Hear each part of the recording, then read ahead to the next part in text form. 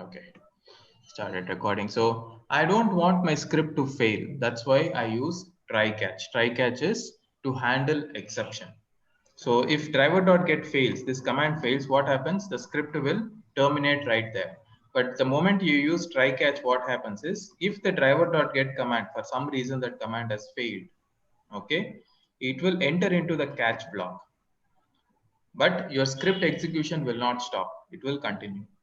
So that's the reason. If you feel there might be an issue with my logic, then you can use try catch. Okay. So whatever exception that was created, that exception you can print. Okay. So that exception will be captured into this E and you can print that exception to see what was the error. All right.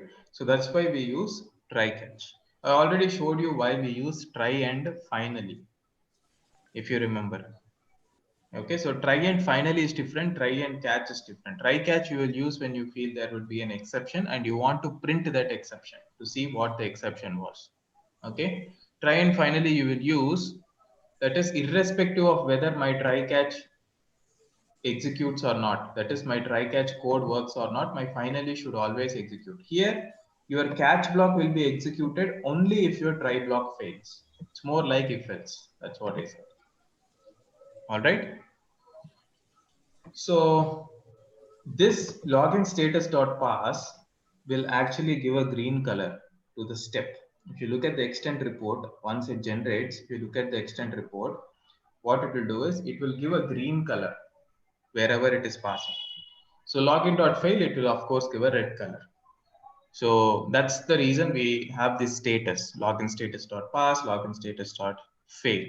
So based on the situations, you would either use the pass one or you would use the fail one. We call this as flags. We call them as flags. So now there's one more called info. That is, this doesn't have to deal anything with pass or fail. It is just that you're giving an info. You're saying, I'm launching Google URL. That's like a step that will be registered in your report. Okay. So if you see, I've used this test object reference everywhere. Okay, I've been using this test object reference everywhere. So from where am I getting that test object reference? From this extent class. Okay, so in order to create an object reference to this extent class, of course, you must have guessed it by now. What should I do? I have to import the jar file. Okay, so I already have the jar file in our drive, I believe. If not, anyways, I will upload it. So there will be one extent jar, guys. Yeah, here it is. Extent reports 2.41.2. This is the jar file that is required for us to work with this extent reports. All right. So the moment you import the jar, you are going to create an object reference to this extent test class. Okay, and there's one more, extent reports. And why is this? This is used to create your file. So you are creating, and this is to call all the methods that are there inside the extent test class. That is all this log method and all that. In order to call that, you're creating this object reference to the extent test class, but you have to create that file, right? That report file. So in order to create that report file, you will create one object reference to the extent reports class. So both are coming from the same jar file. All right. So here is where you are creating that file. So you say report equal to new extent report system.get property.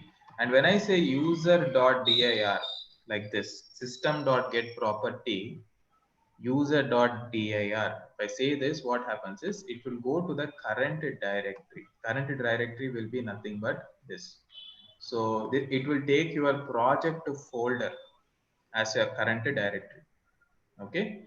And inside that, it will try to create the remaining part that I have given, extent reports and all that. Okay.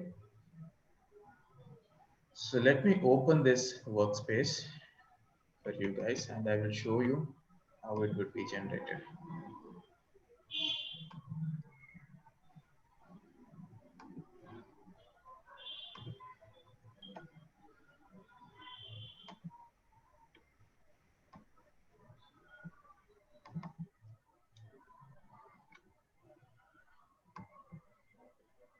So we'll have a folder like this, extend to reports.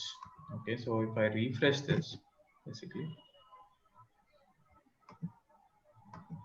So what happened here is the moment I say here is our file, extend reports HTML. So inside the folder, we will have that file.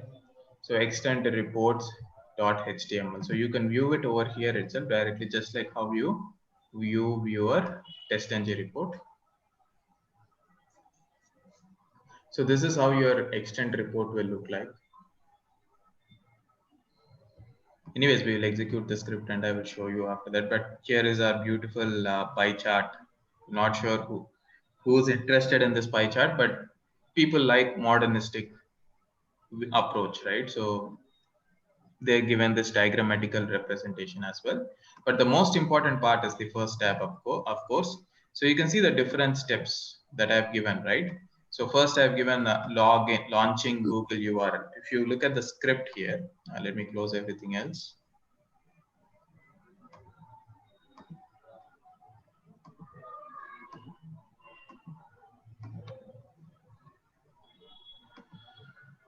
Yeah, so here, first we are giving what? Login.info. Okay, so this is the first command that I've given to send into the reports. Launching Google URL.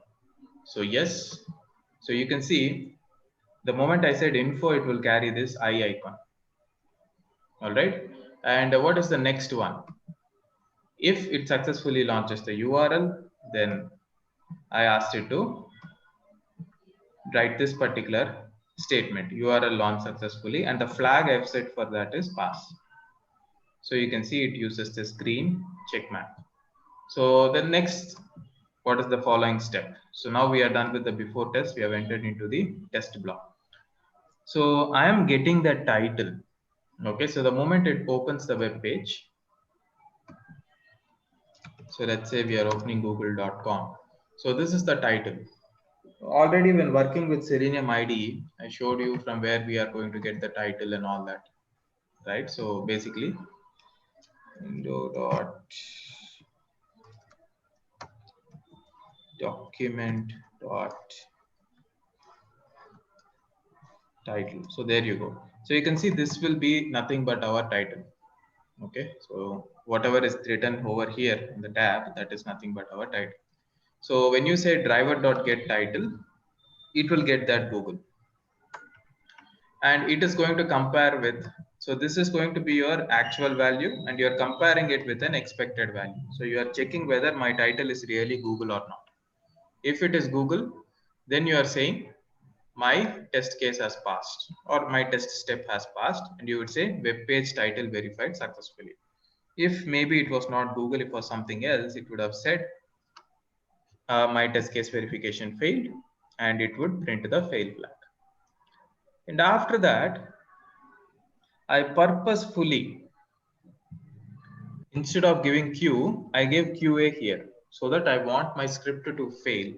I want to show how the fail step will be reported if my script fails. That is the reason I purposefully, even though the locator is Q here, I made it QA. And if you notice, that is the reason I've put this into try catch. Okay, why? Because even though if my script fails, okay, my execution will not be terminated. So if my try block fails, it will enter into the catch block and it will print the exception. Okay, so you can see this info E is there, right? So this is nothing but this will have the exception details. So I go here, it said fail to type Java. Why? Because of course my try block fails. There is no such locator called QA. So it will enter into the catch block. And now it has said fail to type Java. Why? Because here in this flag, I have given fail to type Java. And then the exception is being given here. So the same exception that you would see in the console, the exact exception is written over here. No such element, unable to locate the element or whatever it is. So the next day you come back to the office.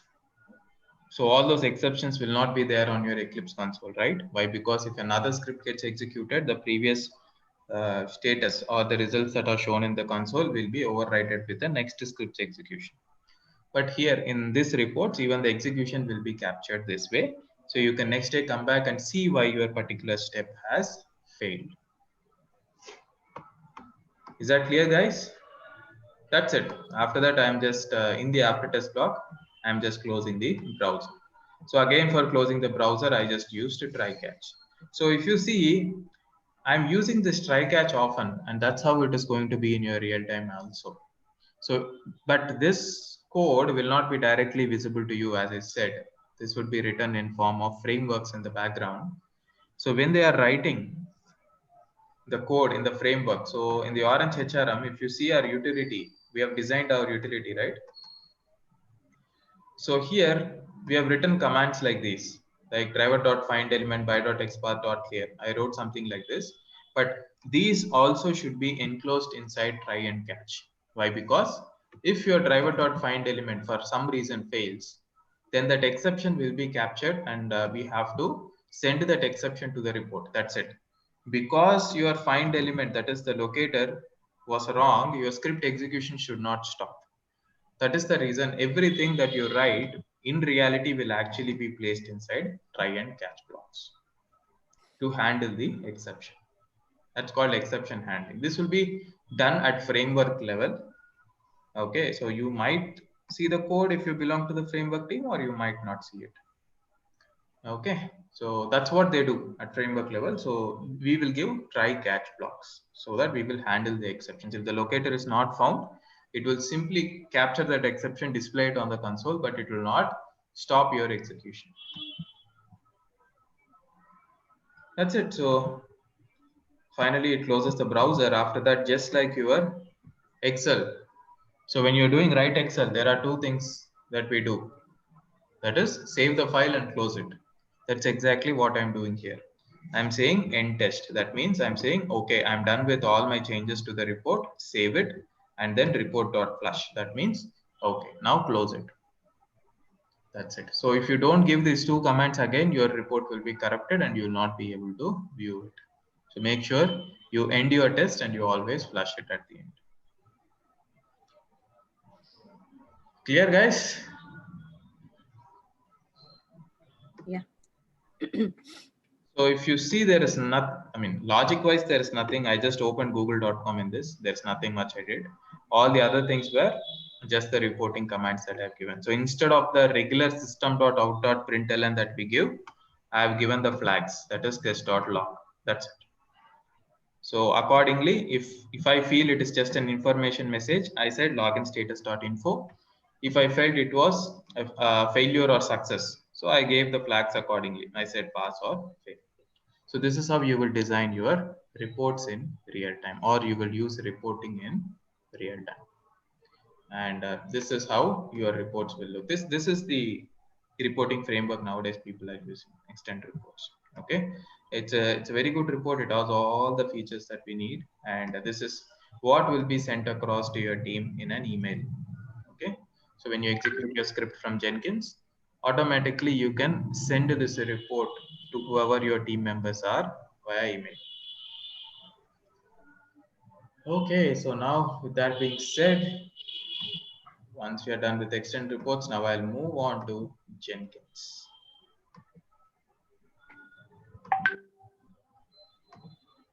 So for Jenkins, the first part is creating the batch file, which we already created. That's done.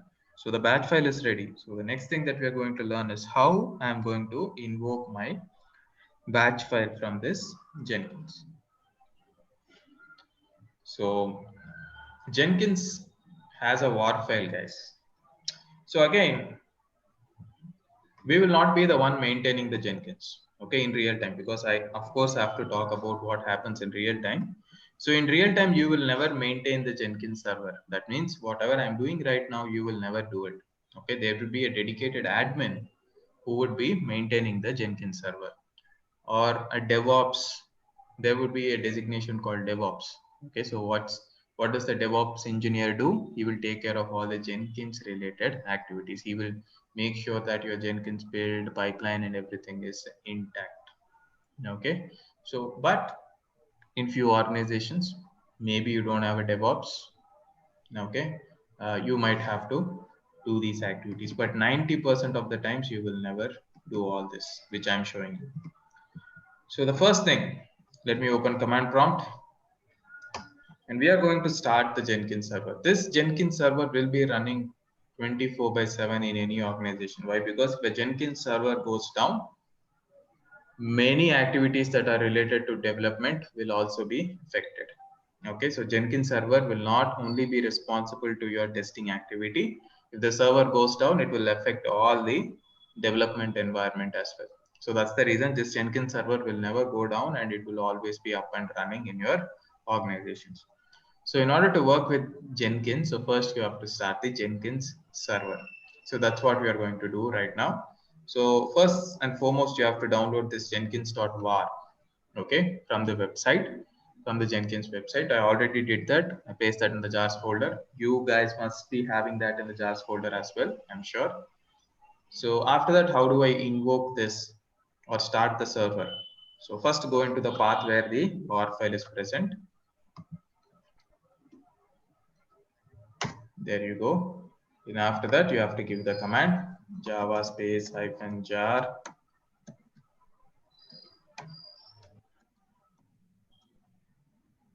jenkins.var file.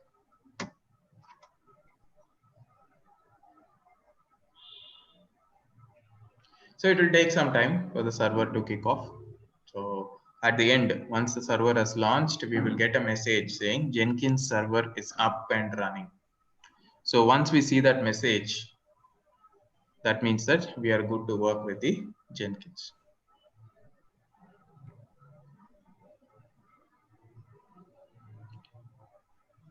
So you can see Jenkins will by default launch in this port, that is 8080. Remember this port, and that would be an interview question. So they will ask you what is the default port of Jenkins.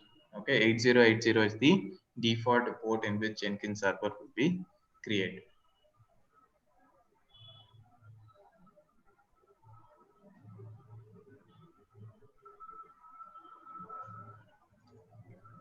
So it has started the initialization, so it should be done.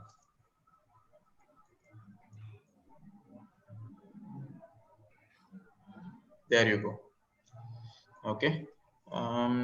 Started all the plugins.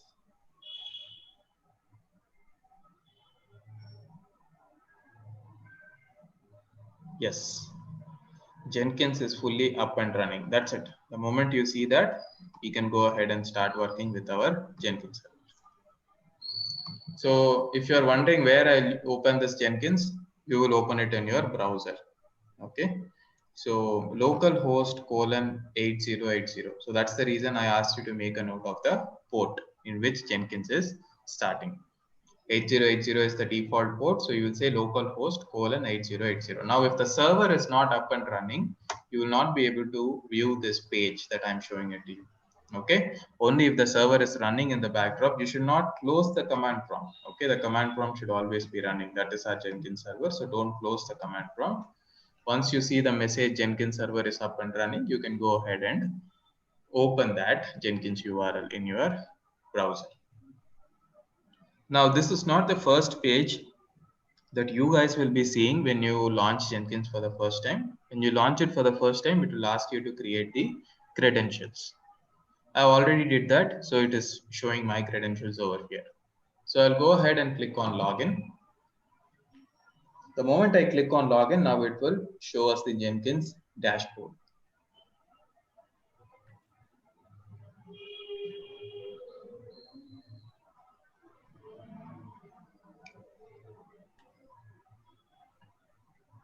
There you go. Okay. So this is the Jenkins dashboard, and all the projects that we have created so far will be seen in this Jenkins dashboard. So leaving all this ahead, so remember one thing: the moment you log in onto the Jenkins server at your org, okay, at your organization, you will not be able to see all the projects that are there on the Jenkins server. You will be able to see only those projects for which the access is given to view. So basically they will give the view access for few projects, and maybe they will give you the edit access onto the projects that you can work on. So all those settings and all that, okay, so you can see it would be there inside this manage Jenkins. So if you go to manage Jenkins, again, as I said, I myself have never worked on all these settings that are there. Why? Because we just won't have the privileges, okay, in organization. So it is all good to know information, all right. No one is going to give you all these accesses so that you can go ahead and modify all this. But here is where we can give the permissions. Okay, we can configure stuff like credentials, and we can assign the view projects to others. We can apply some restrictions, etc., etc. You can go to the people section, and there should be one more option here. Yeah, here it is, manage users. So you can see only my name here right now. So, but if you are working in an org, you will see a lot of other users also assigned to one particular project. So if you are an admin, you would be able to either add or remove people from those project settings. Okay, so we call that admin privileges. So if that is there for you, you can do all sorts of that modifications. All right. So at Max, what is that we would be doing in an org? So you would be creating a Jenkins project. Yes, you would do that. And that also you don't have to struggle much. I will tell you what exactly happens. So you go to new item. This is how you start creating a project. And always 90% of the time we go with a freestyle project, right? Because with freestyle, you can modify it however you want as you progress. And now here, let's take one project name. I think I'm running out of project names. I don't know what to give. Maybe I'll say I have to delete all those previous projects that I created. TestNG is already there. Okay. TestNG sample project.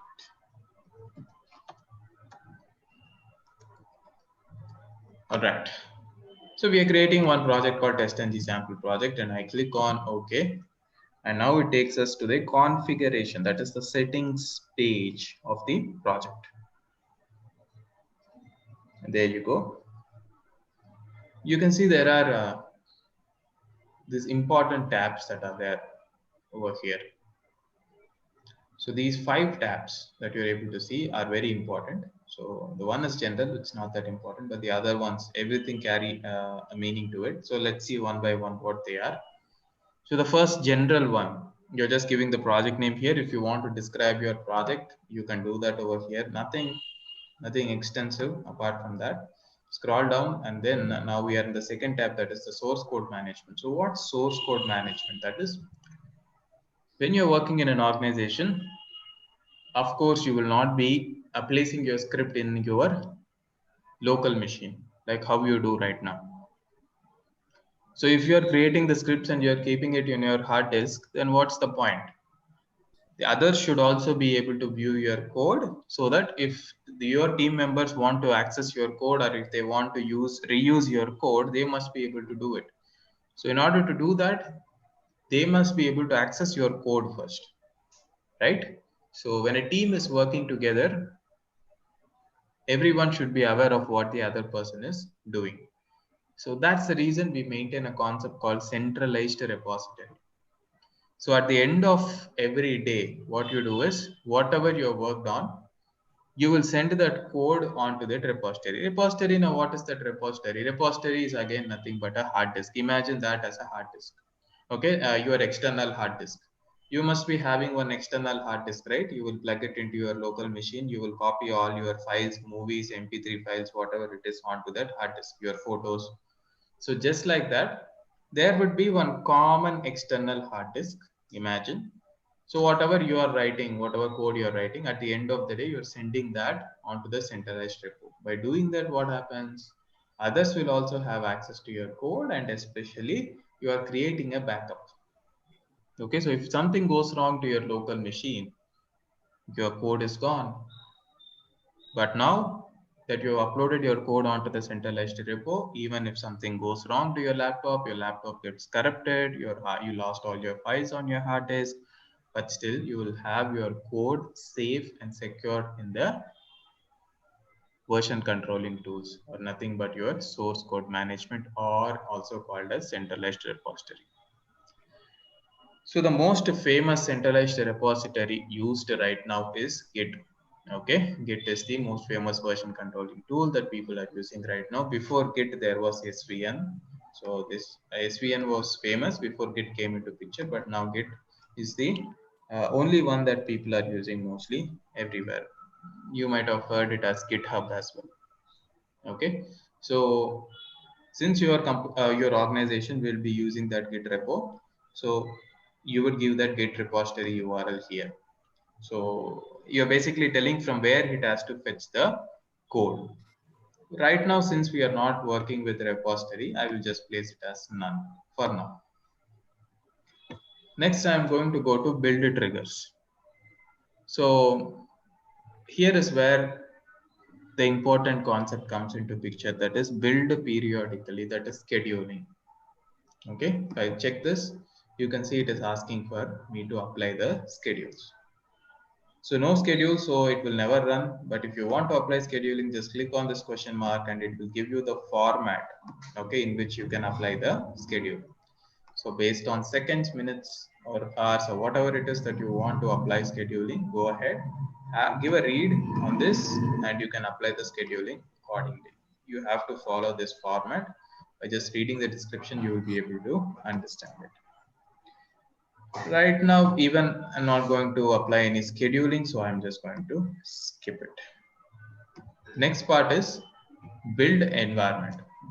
So what happens? Sometimes you're executing your script and sometimes that script might abort due to some reasons, or your script might get stuck.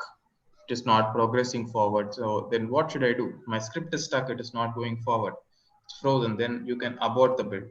Okay. So you'll just give some timeout. So for 4 minutes, my script is not moving to the next line. It is still there. Then you can just abort your script. So there are certain strategies like that that you can give to your build environment. After that, now comes our most famous part, that is the build section. So here is where you're going to give which file you want to execute. So basically here in our situation, all we want to execute is our batch file. So I would say execute Windows batch command. And here you, in the command area, I'm just going to give the path from where it has to pick the batch file. So let's go to the desktop.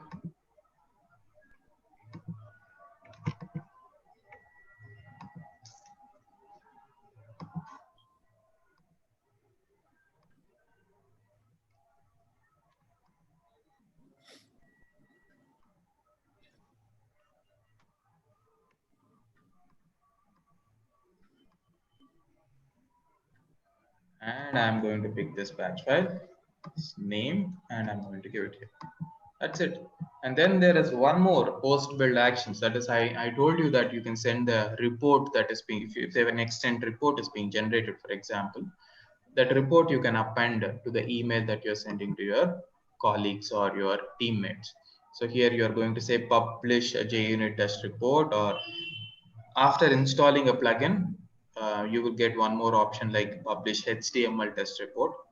So you can see this email notification. So basically you click on this email notification, you can give the recipient, and again, you just simply can't give a recipient and it won't send it to anyone that you give. So there will be some, what to say, proxy settings. Every organization, your organization, you have to bypass through a proxy and all that tricky stuff. Okay, which would be taken care by the admin who's maintaining the Jenkins server again. Okay, so the moment you give the email address of whoever is working in your organization, you want the reports to be sent, it will directly send the report. Okay, you can select that should my email go for every unstable build, or there are several options like that. No, send it all the time, or stuff like that. You can again click on this question mark, you can read that, and there are multiple plugins that you can download. So Jenkins, just like your Eclipse, okay, so you can download a lot of plugins in Eclipse marketplace. we installed TestNG plugin. In the same way, there are few plugins that are available using which you can enhance the options. That is, you can send HTML reports and stuff like that, not just the plain email. So you can also publish HTML reports along with your email. So you can append your extent reports and you can send it via your email. Little complex, but yes, you can do all that. Okay. And if there is a DevOps engineer, then you can definitely seek the help of the DevOps engineer on doing all that. So now click on save. Now go back to the dashboard. So you can see in the dashboard, these are all the projects that I've created previously. And since I am the one who has created them, I have the access to all these projects. So from this, now where is our project? So this is the one, TestNG sample. I hope so. Oh no, this TestNG sample project, this is the one. So you can see it is not showing any dates when I executed, nothing. Nothing is available. Why? Because we have not executed it so far. So let's get into the project. And I'm just going to click on build now. That's it. Build now, one click execution. So it says build scheduled. So if I double click on this bubble, so you can see the progress. So it's starting to execute my scripts and you can see it has launched the Chrome browser. Again, without the help of our Eclipse, I'm able to do this. And this is much more simple. Why? Because all you're going to do is tomorrow your team lead or your project manager or your technical project manager, your technical anchor, whoever it is, they want to, for some reason, they want to execute and just check the functionality or just want to see how the test flow is. So they will say, hey, I want to trigger the smoke test in your absence. Okay, you have created a smoke test suite. And maybe even developers want to execute the smoke suite. So they have built something, they want to quickly cross verify whether I have not broken the build or something like that. So all you're going to do is you're not going to ask them to open Eclipse, go to the project, select the XML file from there and all that. No tricky stuff. You just give this URL. Okay, you can see the project name over here. So you will just pass on this Jenkins URL to them and you will say, just execute that build.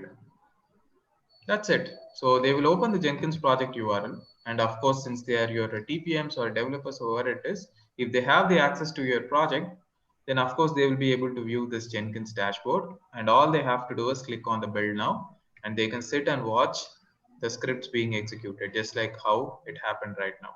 So for some reason, maybe a script has failed, and you can see that in the console output. Okay. So yeah, I guess it executed. I'm not sure. Okay, something might have went wrong with some Chrome script. Not even sure what is there inside the XML file.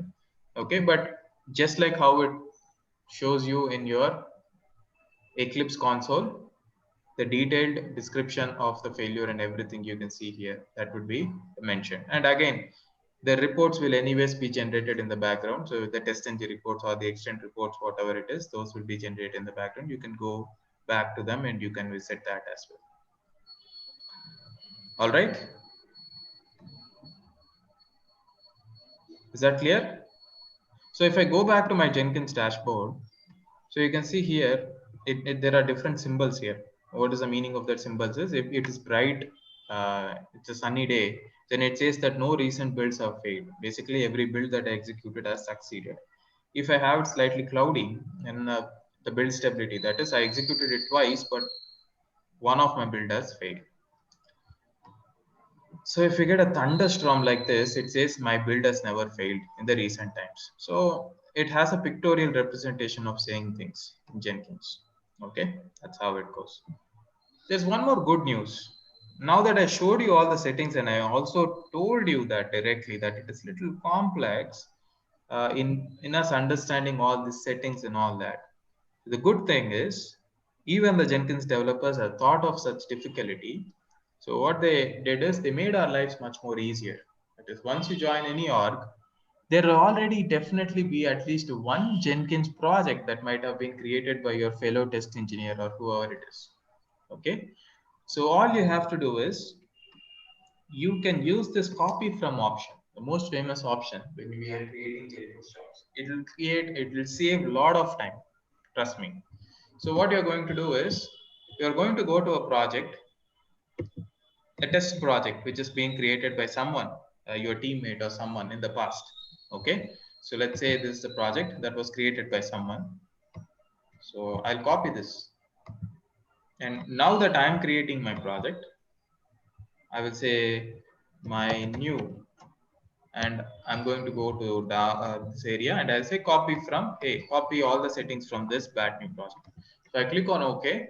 And now what it will do, it will copy all the settings from my previous project. And you can see that's the reason you can already see some path or whatever is given over here. So if there are additional settings that have been selected, all that settings will apply, and you can just give your own project name. And of course, you're not going to execute the same file that your colleague is executing. So you'll just go to this command area and change what you're about to execute. All the remaining settings, it will just be copied from the previous project. The configuration, the settings, and everything will be copied from that project onto the project that you're trying to create. So that is one very interesting feature that we have with Jenkins. That is the copy from option. All right. That's it, guys. That's all I think you guys need to know about Jenkins. There is a lot, as I said. Jenkins potential is huge. Okay, and this particular job role, what is that? DevOps engineer. That DevOps engineer, the job role itself is there specifically who handles this Jenkins. Okay, so imagine how huge the concept is. So basically, this Jenkins is there to achieve the CI/CD model. So what is CI/CD model? Continuous integration and continuous deployment. That's what we call it as CI/CD, or in short, we also call it as CI, continuous integration. So what are we achieving? By having our code in Jenkins, what exactly are we achieving? That is, if you're not following Jenkins or if you're not using Jenkins, what happens is, what usually happened before Jenkins or any CI tools were there in the picture, what usually happened? You guys are there, right? The past 20 minutes, I feel like I'm talking to myself. You guys are there? Yeah, yeah. Yes. Okay, good. So why do we have Jenkins? Is because before there were CI tools, the process was the developers will, I guess Purvi will be relating to this as she is a developer. So the developers will build a particular component or a particular piece in an application. And once that is test ready, so they will send an email to the test engineers. And while sending that email, we call that as release feature. Okay, so all the description related to that particular build that they are going to give. So what new changes they are going to give, or they have made any modifications to the existing visual, whatever it is, everything, every detail related to that particular feature release, that will be mentioned in a document, and they will say, okay, now the build is ready, you guys can start testing. So once that email is there, so that is team used to go and start working on their test cases, or they use, if the test cases are already there, they used to execute it, and then they will start reporting, and the developers will start fixing. This is one cycle. So now what's happened with the CI is we have a concept of hooks. Okay, HOOKS, yes, hooks. So in Jenkins, what you can do is you can integrate your job. When I say job, nothing but the project that you have created. So you can integrate your Jenkins project with the developer's project. So that's nothing but the pipeline. Okay. So you will link your project to the developer's project. So what happens? The moment the developers deploy their code using this Jenkins, automatically, since it is hooked to our test project, the moment the code is deployed, our test suite will be triggered. So there is no email communication in between. There is no wait time. Testers are not waiting for any email from the developers. As soon as you deploy your code, my test suite, that is, it can be a smoke, it can be a regression suite, whatever it is based on the requirement. Mostly it will be smoke. So the moment the developers deploy their test, build, our build will kick in, our smoke suit will kick in, and it will immediately generate the reports.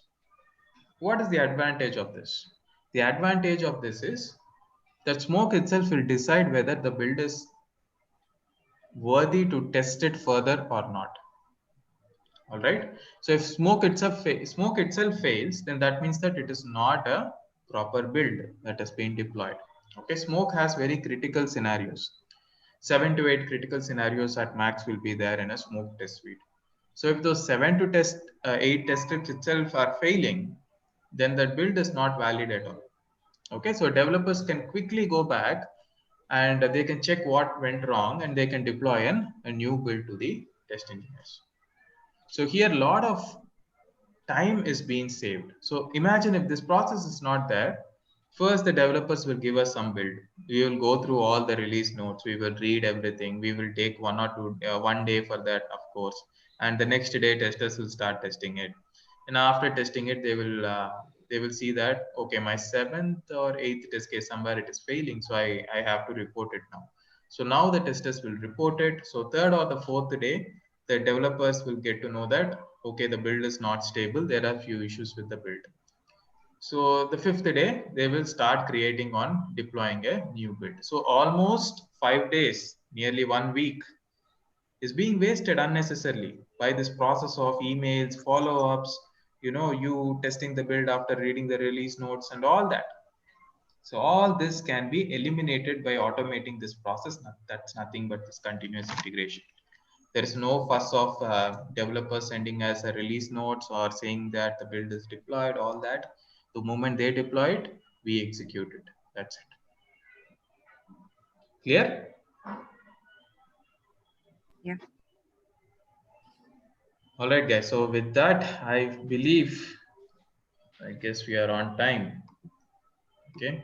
So I believe we have covered everything that I wanted to cover as part of our sessions. So coming to those manual, if you feel that maybe I'm not sure if you guys missed it or that was the only the content whichever I covered earlier. I guess that was the only content that I was having in mind. When it is manual with Selenium, basically that's how much I cover manual. Why? Because it's not going to be just a manual testing. And moreover, the documentation that I provided and manual testing is more of theory. So if I have the manual testing classes which I had in past, I will definitely upload them onto the YouTube. Maybe if at that time, if I didn't start this recording process yet, I will just go back, I'll dig in the few batches which I had earlier. I'll see if there are manual testing concepts in that, and I'll just upload that and I'll give the sharing to you guys as well. So you can go back and listen to those concepts once again. Why? Because if you're applying for an automation engineer's position, whatever concepts that we discussed manually, that would be more than sufficient. Okay, so why? Because let me talk about the interview process for 5 minutes. So what happens in interview is, always remember you will split interview into 3 different segments. Remember this. Okay, why? Because most people tend to forget this. I don't know why. When you are applying for a test engineer's role, especially with Selenium, that doesn't mean that he is going to ask you only related to Selenium. So don't, a day before the interview, don't sit on computer and don't go on Google and say, hey Google, give me some 50 questions of Selenium, 100 frequently asked questions of Selenium. Read only those Selenium questions, go to the interview, they ask you totally unrelevant question, and you will be completely in a situation where you cannot answer the questions even if they are related to Selenium. Why? Because you're not prepared for those type of questions.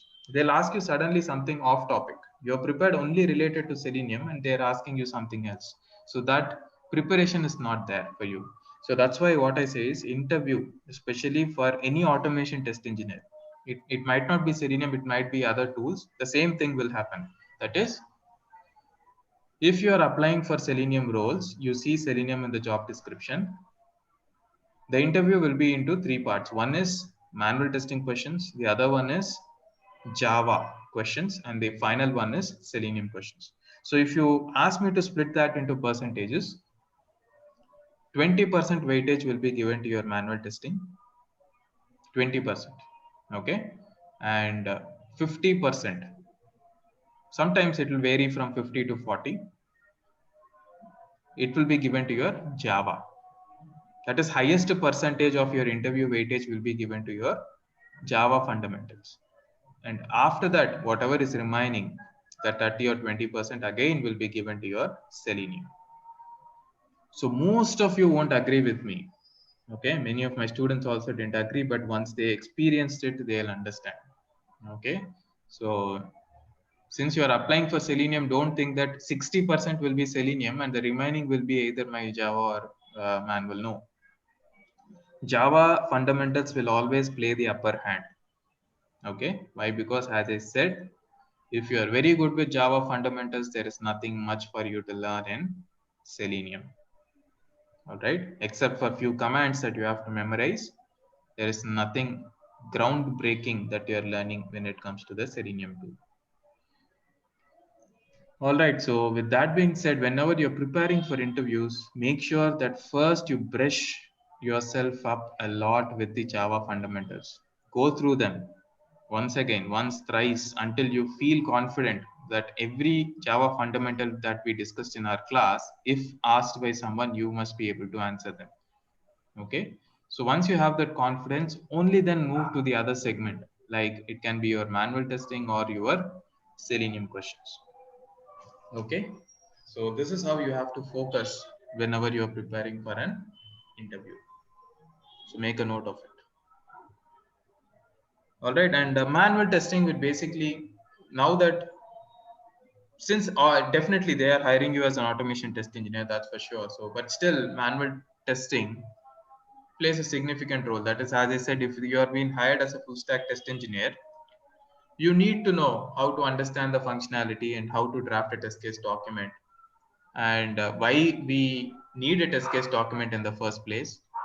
And only if you know those basics, then only you will understand what this concept of automation is, right? So that process oriented questions, that is, they will ask you questions. If they are asking you in manual, these are the questions that they'll ask.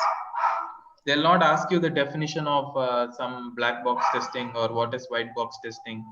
Those are not going to be asked. They will ask you, how do you design a test case document? Okay, so how do you design a test case document? So what's your answer?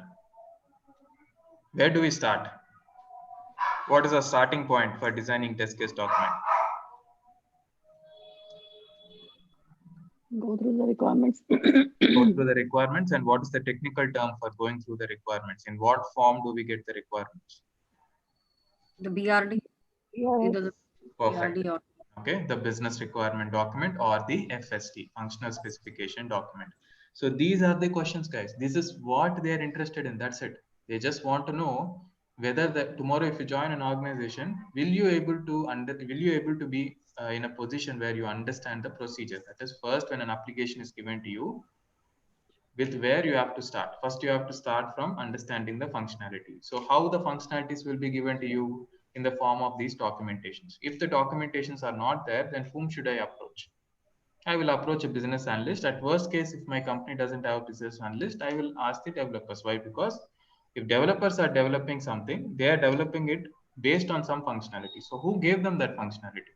That's how you have to reverse track. Go on that track, ask developers from where they got functionality and catch hold of that person and get those functionalities. So this is what determines whether you know the actual process of this testing or not. So learn questions of this process, not the definitions. Okay, please don't do that mistake, learning definitions of a black box testing, white box testing, or learning some other definitions I don't even know. Maybe even I myself might not know. There are so many definitions, okay, in manual testing. Understand the process. This process is very important. I constantly repeated this process before getting into our automation journey. So how an application is given to you, you joined an organization. My favorite, most famous question that I asked to a lot of candidates when I was in the interview panel, that is, you join my organization, let's say, okay, day one, an application is given to you, how do you start testing? $1 million question. Okay, so if you're able to answer that, that means you are already a working test engineer. Okay, you already know the process. if you make even a small mistake in answering that, we can clearly say that you're just trying to claim the experience. Okay. So an application is given to you. What's the first move you do? You say something like, I'll start testing, I'll do exploratory testing, I will try to click on this button, or I'll try to do anything with that application, you're gone. Okay. So the first thing we always do is understand the functionality. Okay. And how that functionality comes to us, in which forms. If it is not coming to us, then whom to approach. That if you're able to explain, and then in that process, you are using few technical terms, of course, like FST, BRD. Okay. And then you'll explain the testing phase. So I already discussed about life cycles, software testing life cycle, and what an automation engineer does. Test estimates. Okay, why should we give test estimates? Okay, why is it important? And a feasibility analysis. That is, how many test cases can be automated? In automation, not all can be automated. Few we have to eliminate. So these are the process related questions that you would expect if they are asking you any manual questions. That's it. Apart from that, everything they would be interested in is coding related. That is your Java fundamentals. And if you're good with Java fundamentals, there itself you are selected. All the other questions they are going to ask is just for mostly for formality's sake. So the Selenium questions they ask, you would be definitely able to answer if you answer all the Java fundamentals. All right. So that's all I wanted to discuss and tell you guys on to how you have to take it forward. And the next thing, the roadmap. Now that I'm good with Selenium, you feel that you're confident enough with Selenium. You worked with all our examples. Okay, you worked a few examples out of what we have not discussed also. So now you are hungry to learn more. You want to see what are the other trends, and which way should I proceed forward with what knowledge I have learned so far. Why? Because it's easy for you to move forward with already what you have acquired, the knowledge that you have acquired, instead of learning something entirely different. That is, now you have learned something called functional testing. Okay. So if you want to explore more in that functional testing area. Now don't suddenly jump onto non-functional side, that is learning performance or whatever it is. Why? Because that might become a little difficult. Why? Because that's not in our zone. So in our zone, this functional testing area, what's the next step that I can take to move forward? That is nothing but learning tools like Protractor or other tools which help you in testing Angular applications. Okay. So if you're good with Selenium, you feel confident with Selenium, you feel that I should take that next step. I should learn something. I should enhance my skills and I should take it to the next level. Now you came from manual to Selenium. That doesn't stop there. Okay. From Selenium, you have to take it a little forward. So you will learn a tool like Protractor. And after that, from there, you can take it even a bit forward by learning mobile testing. Okay, so you can learn about APM, Selendroid at APM, both those two components. Why? Because mobile is the future. Every web application that you are seeing on your computer right now will be there in mobile, right? And imagine e-commerce applications like Amazon, Flipkart. If you open e-commerce applications like Flipkart or Amazon on your mobile, it will ask you to force install the application. That is, if you don't install the application, you will not be able to browse the categories or your shopping items. So that's how they are actually forcefully asking us to install these apps on our mobiles. So in 5 or 6 years down the road, it is projected that the growth to the web applications will slowly decline and the growth to the mobile applications will slowly rise. Okay, the graph trend will be inversed. So if that comes, we have to be prepared. Why? Because then there will be a lot of opportunities for mobile test engineers. Already we are seeing a huge spike for mobile test engineers, and in future definitely there would be a lot of scope for mobile test engineers as our mobiles are becoming mostly like computers. Okay, if you look at the RAM speed, the processor capacity, it is nothing less to our what to say, our PCs that we are using. Okay, so in future they will be able to handle everything that your system can do. Okay, so the future is moving towards the mobile industry. So what mobile testing does? So the apps that you install on your mobile, we have a component called APM that is part of our Selenium. So that APM will actually test the mobile applications that are installed in your mobile. So that's how you need to have the vision. Okay, so from manual you took a step to automation. Very good, I appreciate that. But please don't stop there. Okay, please take it forward in the right direction. Okay, so play in that zone of functional testing area. See where else you can enhance and where else you can progress accordingly. Clear? Yes. Funny, the problem is we never even did a manual testing. So Don't see. That's what I said. It all takes that one job for you to land in one organization, and you will immediately learn all this. Just it will take matter of 1 year. So after 1 year, if you look back, you will have the same experience of people working in the organizations who already have 2 or 3 years of experience. It's just that 1 year of real time exposure is all that you need. Okay, after that, whatever I said, whatever I'm saying right now, maybe it will make more sense after that. Okay, but just if you feel in future, anyways you will land a job. If not now, tomorrow you will land a job. So once you do that, keep these things in mind. And if you want to enhance, if you feel like enhancing again, don't lose the direction again. Don't take something entirely new. You've already invested some time in learning this, right? So with this knowledge, progress forward. All right, learn relatable things to what you already learned. That's what I'm trying to say. That's it. Okay. is it possible to take at least one more class to tell us about the interview question, because you're so good and you're already in the interview panel? So like what kind of questions they ask, as you said, like 20% for the manual and 50% for the Java. So at least some idea like what kind of question they ask for the Java and Selenium. Yeah. Yeah, I've never done that, but yes, I can do that. Okay, so tomorrow maybe we'll connect for half an hour, and Yeah, we can wrap it up. yeah, Okay, sure. Tomorrow what time? the Same? same time, 6 o'clock will do. Okay, Okay. not 6:30, And 6 to yeah, 6:30 and we'll I wrap. just wanted to know that I hope there is no expiration date for the YouTube videos so that we No, no, can. no. You go ahead, go ahead. Again, this is the first batch for whom I even shared all those videos. Mhm. Okay, Yeah. so since I've And anyway shared it with you guys, so yeah, as I said, and we promise you that we are not going to yes, share yes, with yes, anyone. yes, yes. So and these jar files also, like if we have to Everything. down. I will keep the drive open for you guys, and I will also have the recordings for you.